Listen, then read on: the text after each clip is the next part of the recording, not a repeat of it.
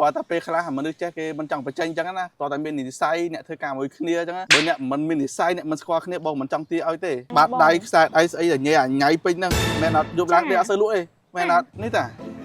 ហើយធ្វើមុខស្អុយដូចចង់សុំក្លិនអញ្ចឹងណាមួយយ៉ាងមានរឿងអីមែន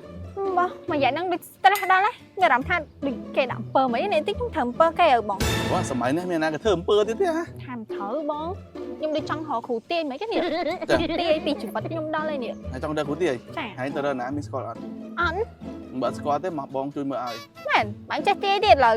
ក៏ពិតបងចេះតែប៉ុន្តែគាត់តែពេលខ្លះមនុស្សចេះគេមិនចង់បញ្ចេញអញ្ចឹងណាគាត់តែមាននិស័យអ្នកធ្វើការមួយគ្នាអញ្ចឹងបើអ្នកមិនមាននិស័យអ្នកមិនស្គាល់គ្នាបងមិនចង់ទាឲ្យទេអញ្ចឹងណាលើសាទាយខ្ញុំតិចមកនៅបើគេដូចជាប្អូនអញ្ចឹងណាទៅបើបងទាយឲ្យហ៎ហើយគិតទៅណាបងអត់ទេទៅដូចជាប្អូននឹងធ្វើការមួយគ្នាមកបងមើលឲ្យមើល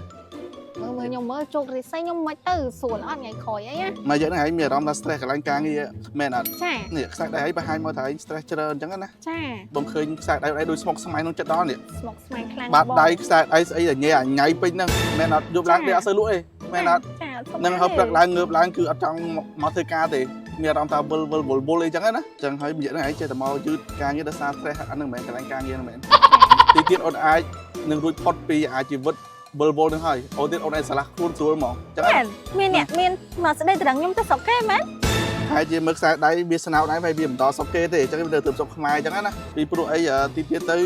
មេគាត់ជាប្រឈប់ហើយឯងលេងលំបាករឿងការងារលេងខ្វាយខ្វល់ហើយបាននៅផ្ទះដេកតល្ងាចក៏បានដែរមិនបានប្រឈប់ខ្ញុំអត់ដឹងទេរាល់ថ្ងៃហ្នឹងហើយមកធ្វើការលេតរាល់តែព្រឹកហ្នឹងបើមិនប្រឈប់បានជារឿងចម្លែក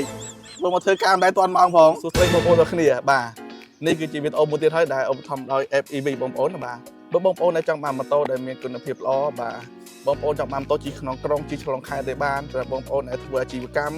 ក៏យើងមានបាទសម្រាប់បងប្អូនដែលជាអ្នកដឹកជញ្ជូនអីក៏យើងមានទៅតាមថ្មទៅតាមតម្រូវការរបស់បងប្អូនទាំងគ្នាបើបងប្អូនចង់បានអាចតាក់ទងមក FEV បានចាហើយខាងយើងក៏មានសេវាកម្មបង់រំលោះដែរដោយគ្រាន់តែមួយខែធំតែ$72អីឯងអាចយកជាមួយនឹងម៉ូតូអគ្គិសនីមានរូបរាងស្អាតទំនើបទាន់សម័យហើយសន្សំប្រាក់កាក់បានខ្ពស់ទៀតបើសិនបងប្អូនចាប់អារម្មណ៍បងប្អូនអាចចុចមកតែដល់ទីតាំងផ្ទាល់ក៏បានបងប្អូនអាចសាកសួរព័ត៌មានតាមរយៈ page ក៏បានដែរបាទសូមអរគុណសូមជម្រាបលា